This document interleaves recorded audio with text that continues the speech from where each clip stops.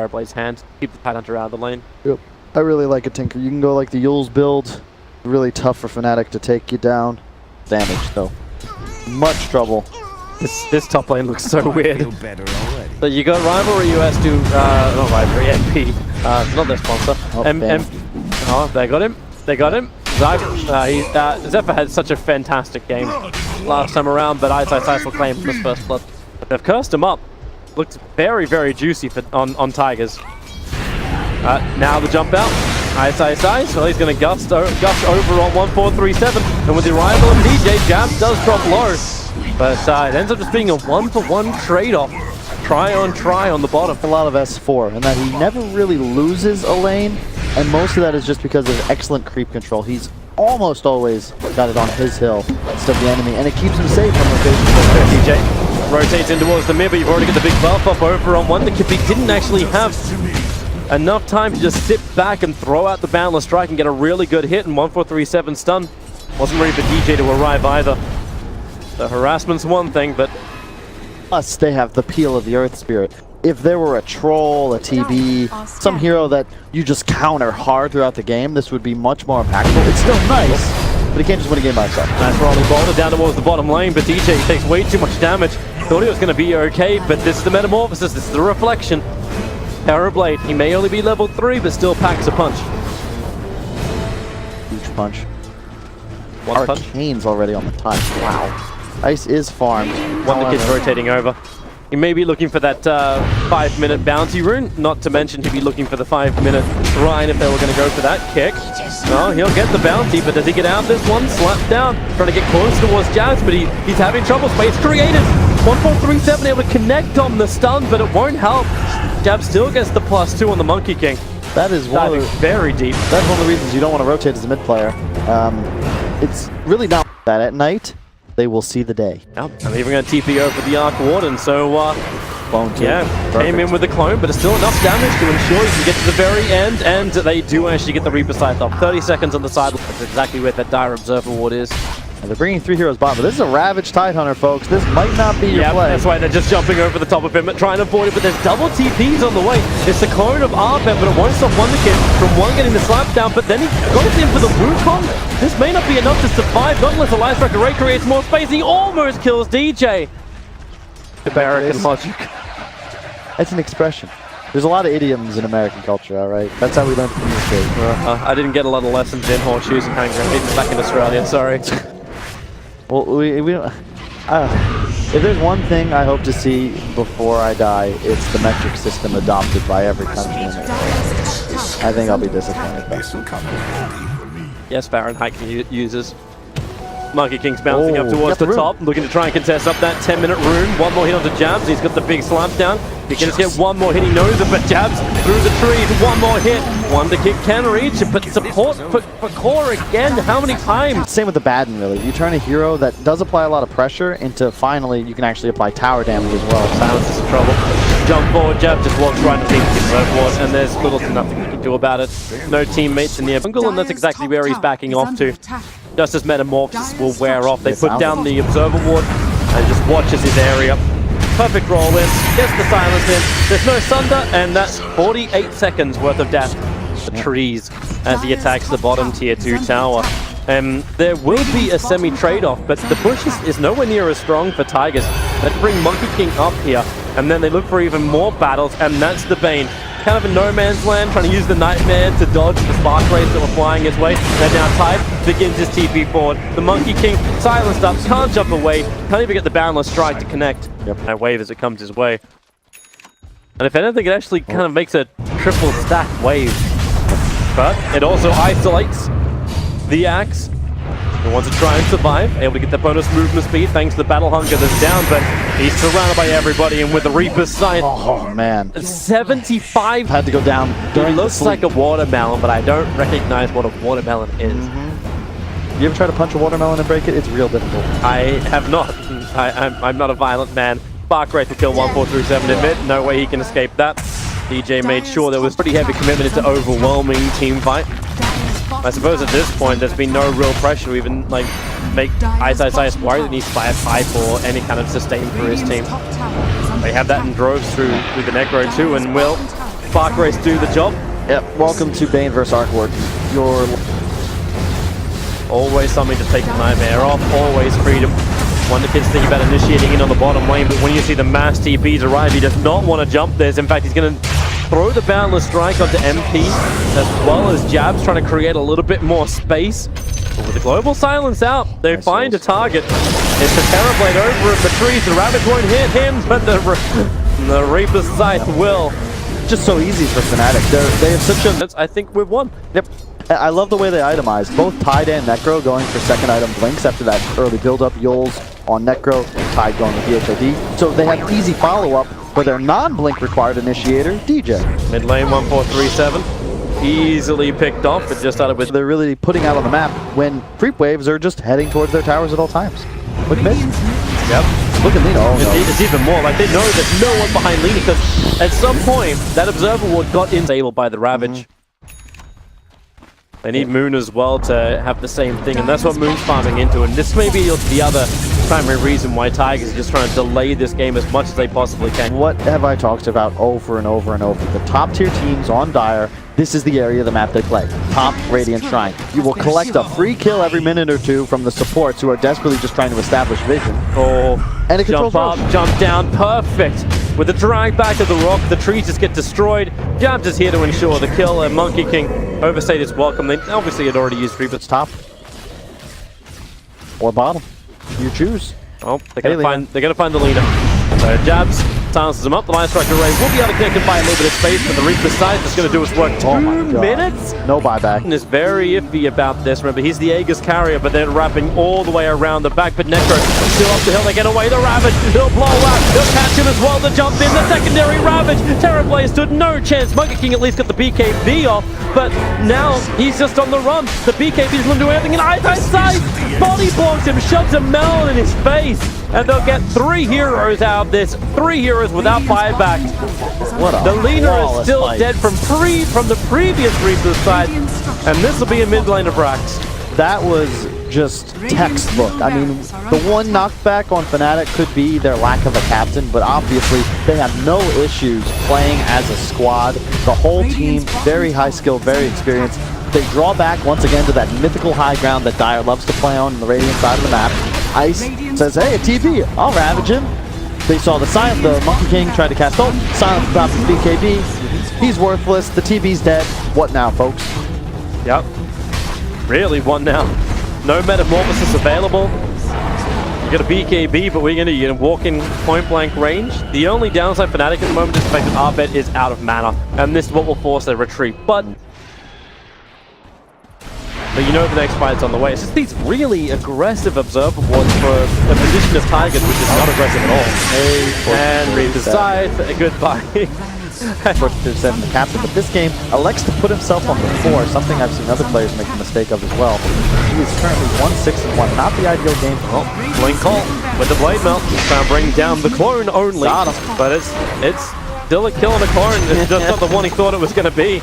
He burned BKB for this, which now means that double Ravage of Eyesight should hit the axe both times. Yep. And that means Terrorblade is the only other one we have to watch as far as initiation goes. They know Lina won't have gold for buyback because they saw the Ags purchased. They can play very aggressive here. There's no real need. I mean, at any point, Ice can just be like, all right, guys, I'm done. The double 4-star pushing Abed's clone into the back line. He's still got the mana style on it too. Such heavy damage. Moon has to call once again. And he's losing so much life. A blink into Ravage and Moon is dead. And in fact, MP just, the Nightmare, it saves him. No one doesn't. Jabs was still in range. Ravage #1, Ravage #2, and GG well played comes out while they're still up in the air. FNATIC, it is a very well-deserved win here in Game 1. Yep, this is one of my picks for top 4 at this tournament, almost for sure. They've done nothing to demonstrate that they should.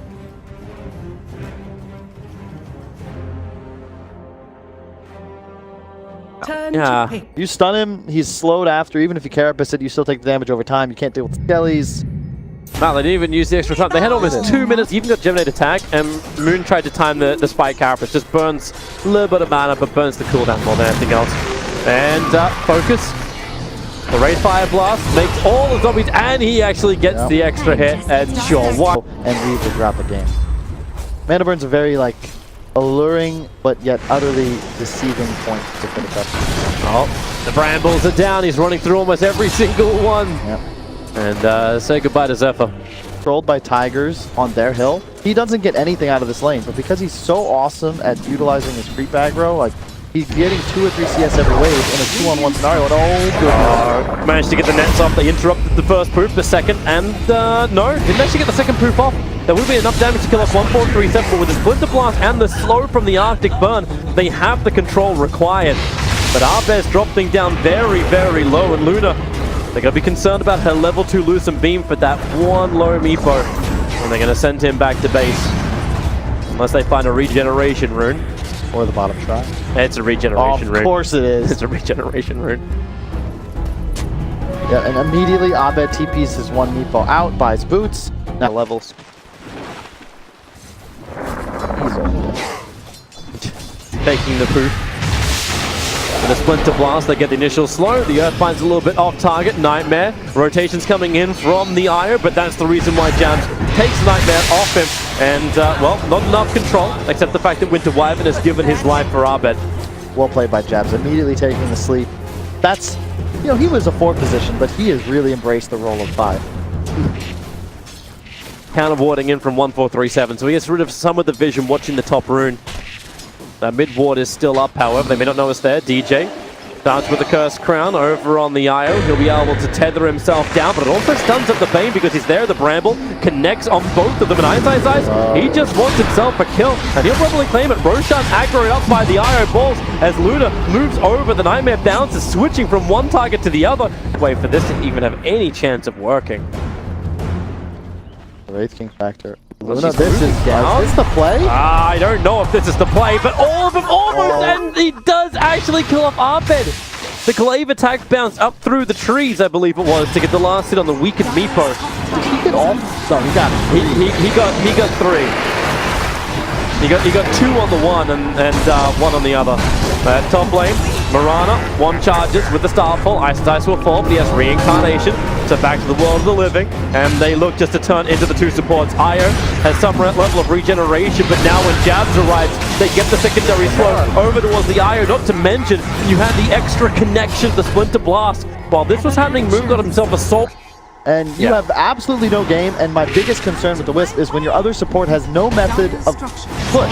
You have no wave clear on either support now. They fortify up on top. Great Phoenix Crypt 1-4-3-7 wrapped around the back end. They just won the last hit in the tower, but, well, it will actually be the last hit in the tower coming in through the front. No, it was denied by Mirana. Take it all back. Meanwhile, Bane isolated underneath the Harpy, whose accent can still be questioned. 9 HP. Io, that's what Io does.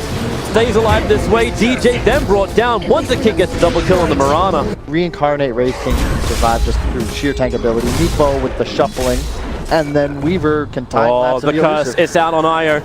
Mirana currently killing his support. They got the Curse Crowns roll for the double stuns, and then once he gets hit up by Roshan, but DJ. But Meepo in the jungle. Yeah, we found him. Meepo in the jungle is in trouble.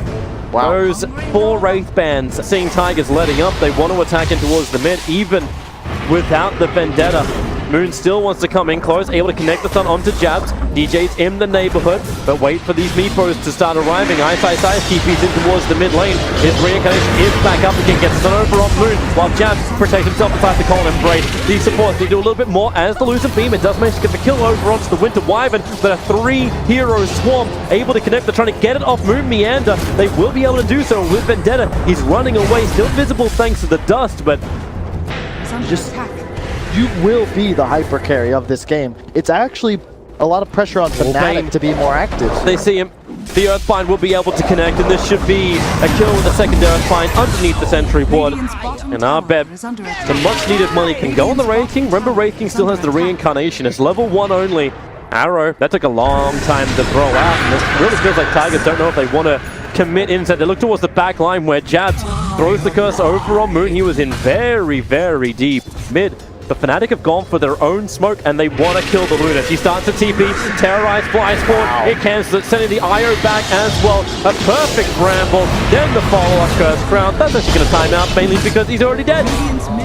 Sentry War gets placed. They saw Moon for half a second, but half a second's long enough. And the army of the skeletons are on their way. Ice tanks the arrow. But it's fine. They've already got Roshan. Bane can't do anything about this. He comes in close to Nightmare's one, but then the Bramble flies out. 1.37 able to tiptoe around it. And they find a better target. It's actually the Mirana. Cursed up. So much damage onto one kid. He'll still get a kill from Winter Wyvern. Cold Embrace won't do anything. But the return kill is onto Moon. Bottom lane, the defense. Curse is available for Jabs. He's going to go into the Arctic Burn, flying over the trees as far as he possibly can. He gets hit by one of the IO balls. Is anyone else going to come down here to really stop it? Not really. FNATIC are taking the tier 2 tower up on top lane. So this is the trade-off that Tigers are having to accept. More spirits come out, so they see Jabs. Your Cold Embrace, the arrow, it falls short. It doesn't even get the stun out. So Jabs lands the curse over on the Bane, wants Eye to finish him off, and because Mirana left in, he may even find the kill. 1.37 so low. But he does the Immortal. Even if they get that kill, it may not be enough, and this smoked up FNATIC may be able to give a little bit of a rebuttal. Moon, he's found Abed. He'll get the double stun out. The rest of FNATIC have to move quickly. The TP coming over. Now the fortification kicks in, but up on top lane, Ayu is so low, and they're actually going to TP over. If they can get this kill onto Luna, Moonlight Shadow will provide some level of protection. Ayu jumps over with the curse. Actually, it's the E-play pop. He saved him from the curse, and then the Moon, he saved him from nothing. That had pretty hit. And he just clicked it because it would have been a sure kill on the Wisp. He was already so low. Wyvern, you know, there's no reason not to use your spells to ensure those kills. Quick follow-up.